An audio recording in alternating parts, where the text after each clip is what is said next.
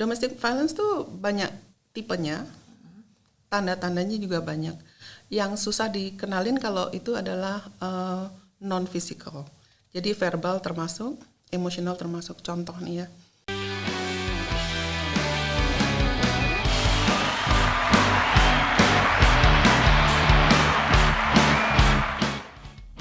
Sydney Siders sudah bergabung di KJRI Sydney Podcast bersama Ibu Ami Dewayani.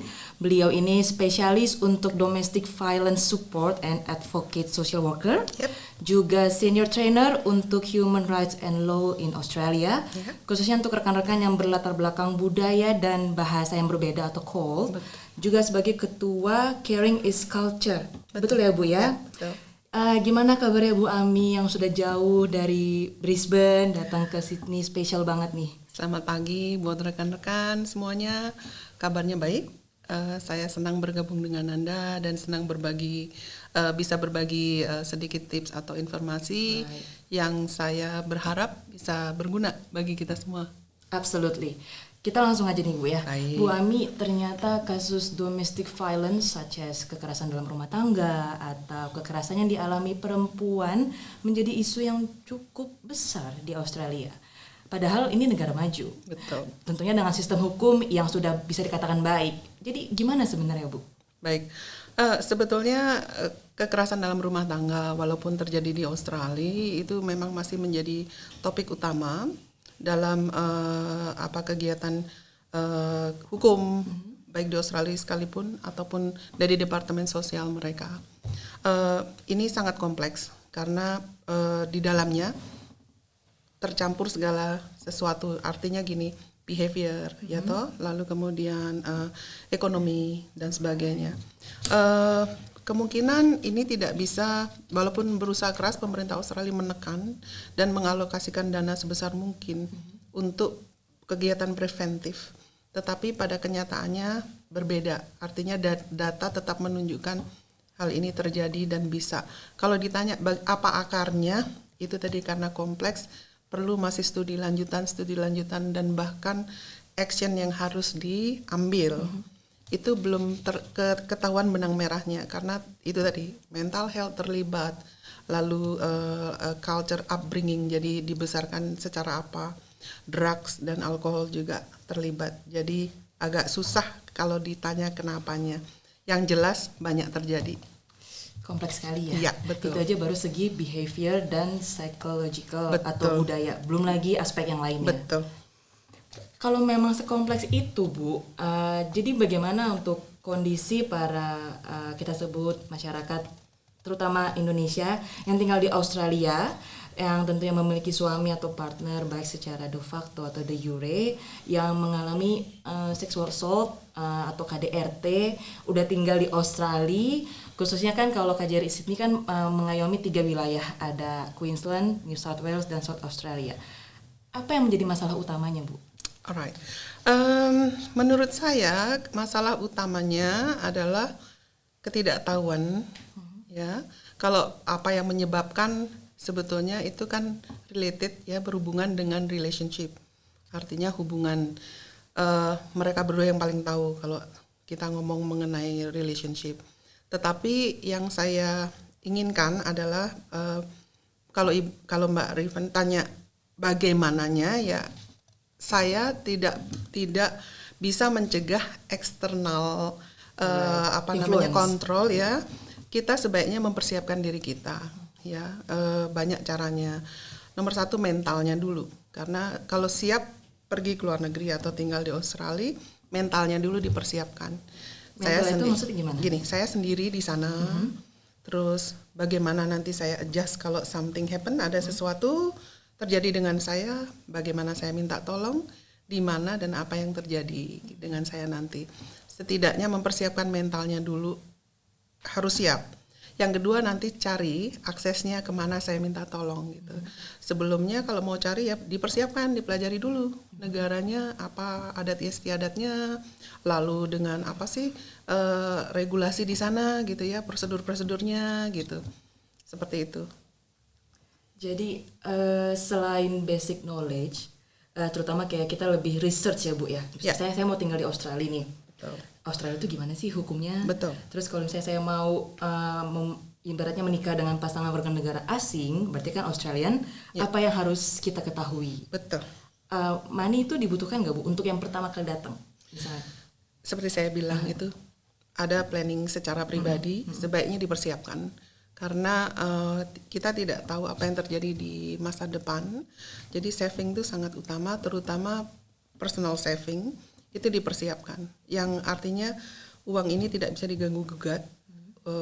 Untuk apapun harus disediakan, jumlahnya terserah. Yang penting kita yang adjust sendiri. Kira-kira saya bisa hidup 2 minggu, lalu untuk segera dapat pertolongan atau 1 bulan atau 3 bulan itu sangat pribadi.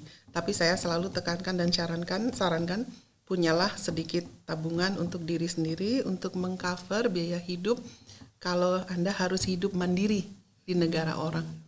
Itu situasi dan waktu tertentu. Jadi basic knowledge itu selain kita harus mencari informasi, saving juga harus ada, terus juga punya rekanan itu penting nggak Bu? Misalnya, tapi apakah harus sesama Indonesian? Saran saya artinya begini, kalau di daerah itu ada komunitas Indonesia bolehlah bergabung ya. Tapi kalau tidak ada, try untuk bisa involve di local community. Local community itu neighborhood, artinya bertetangga, terus nanti ada yang bisa menolong kalau ada apa-apa dan kegiatan sosial yang lainnya sehingga mereka bisa mengetahui oh ada tetanggaku namanya Ami, rumahnya yang itu gitu. Terus ya itu, jadi kita nanti bisa ditolong dan kita juga sekaligus menolong orang lain. Gitu. Right. Sebagai informasi juga kan saat ini yang sudah dilakukan pemerintah Indonesia tentunya melalui KJRI Sydney itu banyak yang sudah dilakukan Bu dan cukup signifikan. Yang pertama itu tidak hanya menjamin keamanan dan juga kenyamanan dari victim, tapi juga KJRI Sydney menghubungi rekanan terkait seperti halnya lawyer atau menjadi media atau mediator untuk ke kementerian atau lembaga yang terkait. Nah kalau misalnya dari Ibu Ami sendiri, kira-kira apa yang sudah Ibu Ami dan tim berikan kepada victim? Alright, caring is culture lebih menitik beratkan pada aksi yang harus kita aplikasikan kepada orang-orang yang membutuhkan. Dalam hal ini karena kita bekerja sama dengan kita mensupport kegiatan pemerintah Indonesia melalui KJRI Sydney untuk menolong warga negara Indonesia terutama. Yang kedua adalah orang yang punya latar belakang Indonesia walaupun mungkin sudah jadi citizen, tapi kita lebih highlight ke yang warga negara Indonesia untuk bisa mendapatkan, artinya kita bantu mereka, support mereka, meng-guide untuk mendapatkan haknya di sini dan menyelamatkan. Nomor 1 kita concern dengan safety mereka nomor 1. Kemudian kita make sure mereka mendapatkan needs yang mereka, kebutuhan yang mereka harus dapatkan ketika mereka mendapatkan masalah. Support dari KJRI sungguh besar dan kita memang saling membantu karena remote ya. Jadi keberadaan kita lebih bisa hands on, artinya physically hands on-nya dengan panduan dari pihak KJRI. Ya. Kalau tadi kan peranan, yang lebih pasti pada penasaran nih. Tanda-tanda untuk mengetahui apakah saya termasuk kena domestic violence itu apa Bu? Selain physical, ya. Itu kan karena kita nggak tahu. Misalnya, apakah kalau kita secara verbal juga termasuk sebagai domestic violence atau gimana? Ya, domestic violence tuh banyak tipenya, tanda-tandanya juga banyak. Yang susah dikenalin kalau itu adalah non physical. Jadi verbal termasuk, emosional termasuk. Contoh nih ya. Orang jadi tidak terlalu sering atau berkata-kata, menarik diri, diundang ini nggak mau nongol, diundang itu nggak mau nongol, itu termasuk sign tipis memang terkena domestic violence. Jadi low self esteem ya? Betul. Terus ini ciri-ciri. Sebentar ya, aku tanya suamiku dulu. Kalau itu terlalu sering untuk hal-hal yang sifatnya sangat umum atau sosial, itu sebetulnya harus mulai alert gitu loh. Sampai sedemikian rupanya kegiatan bersifat sosial aja, bahkan jatuh di hari Sabtu dan Minggu atau hari libur, mereka tetap bisa, maksudnya reject, nggak datang gitu, nggak mau datang. Kalau sebulan sekali, 2 minggu sekali masih nongol, it's okay ya. Tapi kalau udah menutup diri, itu pasti ada yang disembunyikan, malu atau tidak boleh. Karena controlling itu termasuk, kita bicara di Australia, termasuk bentuk violence, kekerasan. Tapi bagaimana caranya kita membuktikan, Bu? Kalau yang verbal atau yang psychological ini kan, kalau physical sudah pasti ada, mohon maaf katakan, bekasnya atau memarnya. Yeah. Nah kalau misalnya yang non physical? Ya, sebagai saya mengajak rekan-rekan memang menjadi poin pertolongan, menjadi pertolongan pertama secara sukarela bagi orang-orang lain atau rekan-rekan WNI yang mengalami kekerasan. Tapi ingat ya, Anda juga harus, kita sebagai penolong juga harus mempersiapkan jaringan pengamannya. Jangan sampai mau menolong tapi terus mengutak-ngatiknya terlalu dalam.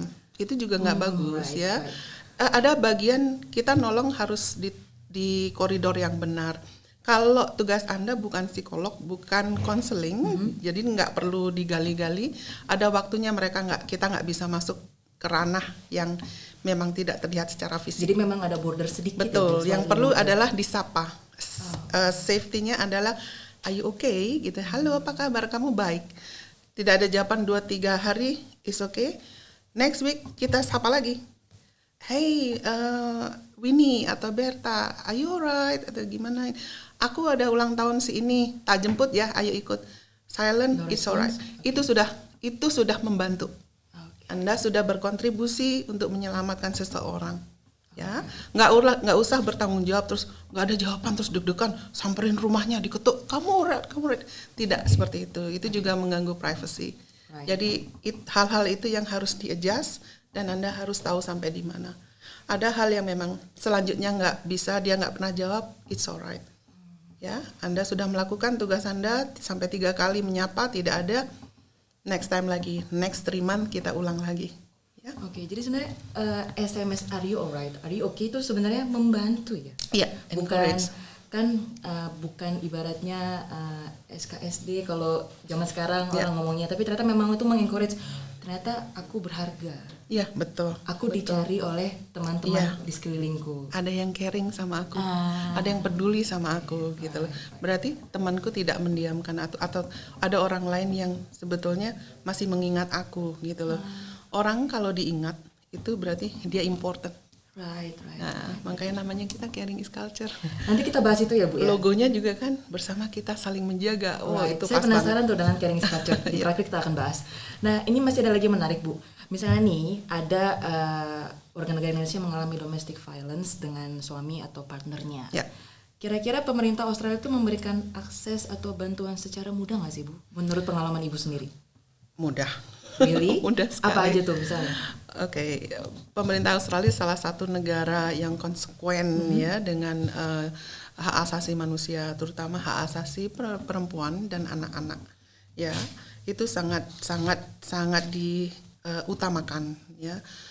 Banyak triliunan ini uang hanya untuk benar-benar safety-nya, membuat jaringan safety para wanita dan juga perempuan dan anak-anak di Australia. Termasuk warga negara, termasuk turis yang ada. Sekali mereka mengizinkan seseorang dari negara lain datang ke Australia, mereka diberikan hak yang sama. Ya, walaupun belum PR pun haknya sama. Asal mereka mau ketika kejadian masuk ke dalam sistemnya mereka.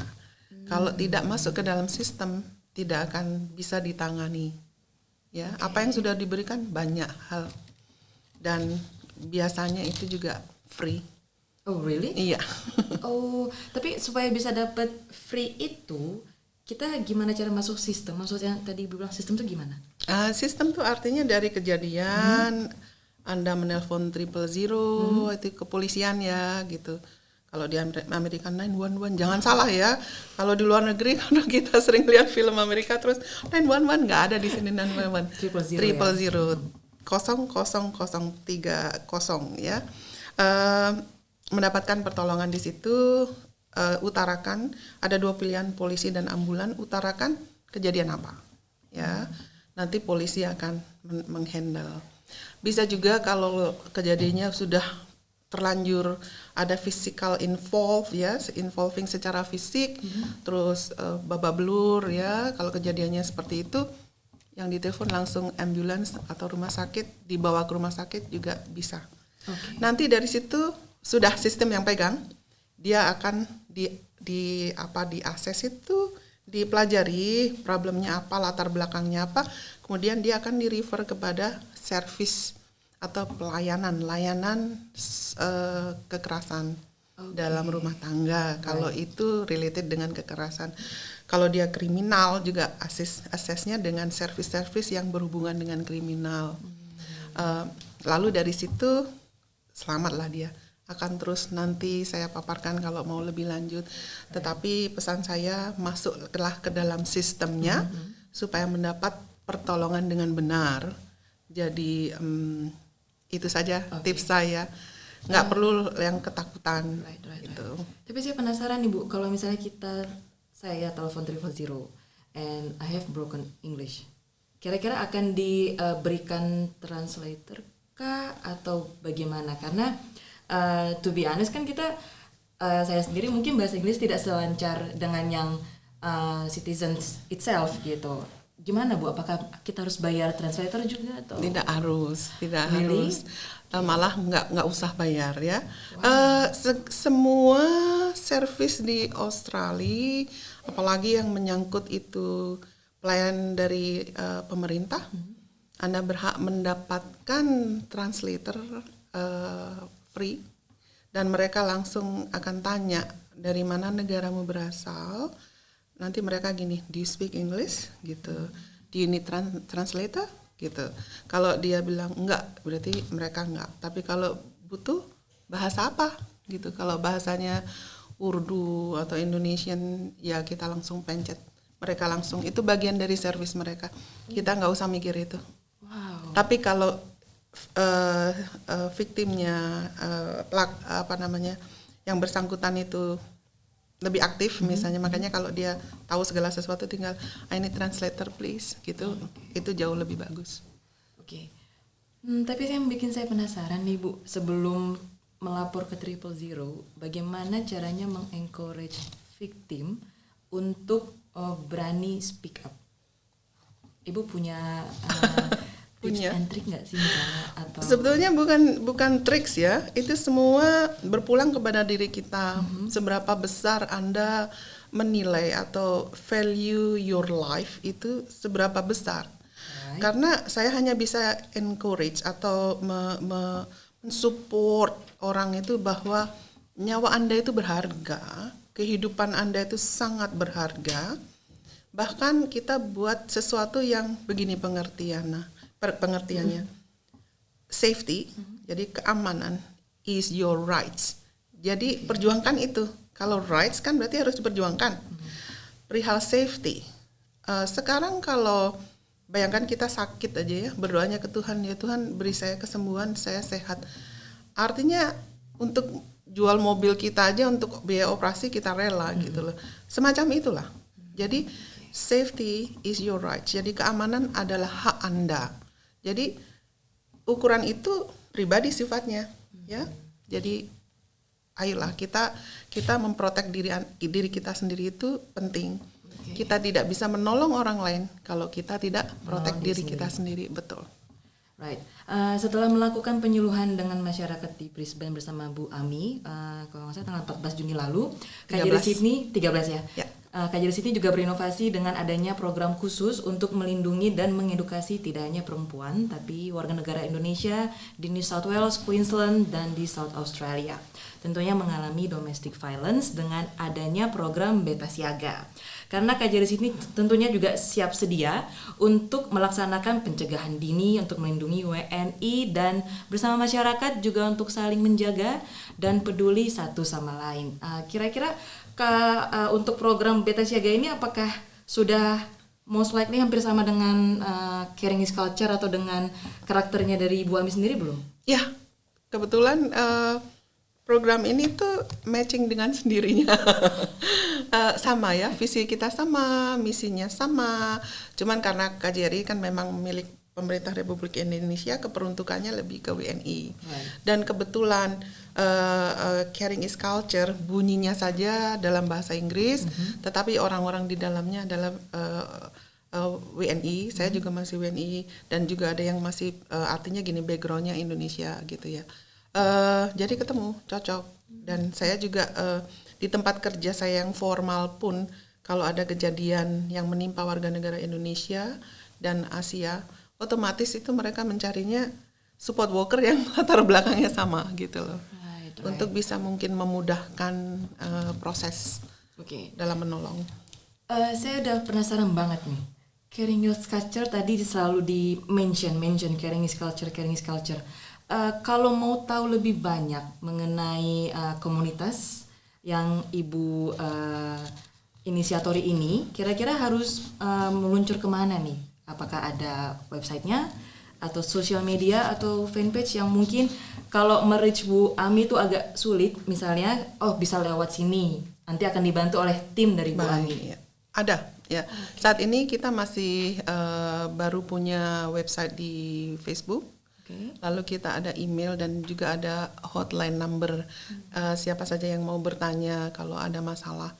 Dan setelah peluncuran sejak kita berdiri 1 Juni dan tanggal 13 bersama dengan KJRI, saya sendiri sudah menerima kira-kira 3 sampai 5 phone call yang related dengan domestic violence, walaupun sudah terjadi dan dalam proses sidang, atau yang tidak ada hubungan sama domestic violence fisik, tapi mereka mau misalnya bercerai, minta advice. Saya sudah menerima itu banyak. Jadi saya puji Tuhan adalah gini loh, kok sudah kemana-mana ya gitu loh. Artinya saya tidak pernah bertemu, tidak pernah kenal, dan bahkan ada yang di ujung North Queensland sana tiba-tiba menelpon saya atau kontak di page-nya kita di Facebook. Jadi kalau mau cari ke Facebook fanpage, ketik aja Caring is Culture, pasti udah ada situ. Joinnya pasti free dong ya Bu? Oh pasti, dan dia open. Satu yang sebelum kita tutup, yang mungkin menjadi tipsnya, tadi kan Ibu ngomong selalu safety is your right. Safety is your right. Nah, gimana caranya untuk menyiapkan planning safety itu kalau saya sendiri menjadi victim misalnya? Apa yang harus di-prepare? Apa yang harus apakah harus membawa satu tas kecil atau bagaimana? Misalnya, karena kita kan selalu mengacu kepada film-film.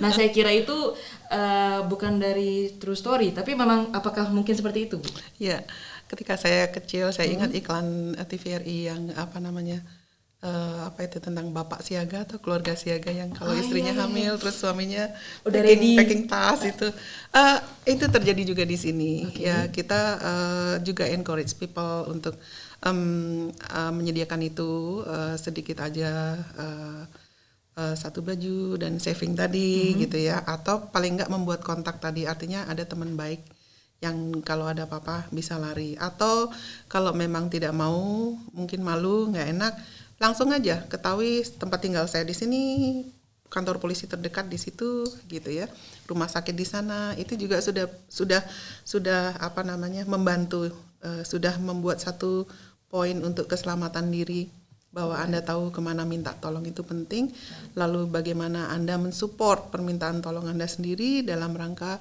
safety is your right tadi, keamanan adalah hak Anda gitu. Dan kalau harus membuat, artinya ada tas kecil yang dipakai untuk siap-siap untuk lari, itu kedengarannya serem ya.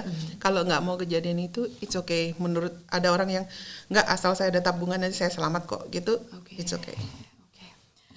Wow, luar biasa sekali sih hari ini Bu, karena sangat informatif tentunya, dan nggak menyangka aja ternyata menjadi isu yang cukup urgensial juga di Australia untuk domestic and family violence, yang menurut kita tuh karena masih kita kira di bawah 10, ternyata itu it's a big number. right? Ya. Karena kan semua life itu matters. Ya. Jadi mau berapapun nominal yang sudah di-handle atau ongoing atau yang melapor itu semuanya matters karena Betul. itu mengacu kepada keselamatan kita Betul. dan hidup kita sendiri ya. Ya. Oke. Dan untuk Sydney Siders dan para pendengar, saya mewakili tim KJRI Sydney Podcast mengucapkan terima kasih kepada para pendengar yang sudah tune in podcast kita hari ini, and for your endless support to us until today. Thank you so much. Dan juga untuk Bu Ami, terima kasih untuk waktu dan penyuluhan yang sangat informatif ini. Informatif, edukatif, solutif, pokoknya if semuanya dari Bu Ami untuk hari ini. Kelihatannya sepertinya ini seperti pembicaraan biasa, tapi percaya saya ketika kejadian itu terjadi karena panik, karena depresi, karena bingung, nggak akan bisa berpikir. Jadi gunakan waktu ketika sedang tidak terjadi apa-apa ini untuk persiapan diri Anda, karena ketika terjadi berpikir pun tidak mampu. Ya, betul dan sih. Tiba-tiba blank out gitu ya. Betul. Oke, dan Kak Jari sini dan juga Bu Ami pastinya senang dan dengan tangan terbuka untuk membantu WNI yang mengalami domestic violence ya Bu ya. And please don't hesitate to share your story to us. Kalau nggak mau to us, ke Bu Ami juga nggak apa-apa. Pertanyaan boleh. Pertanyaan atau yang mau curhat, it's okay. Because we are here for you. Sampai jumpa lagi di podcast kita yang akan datang. Bye-bye. Bye-bye Bu Ami. Bye.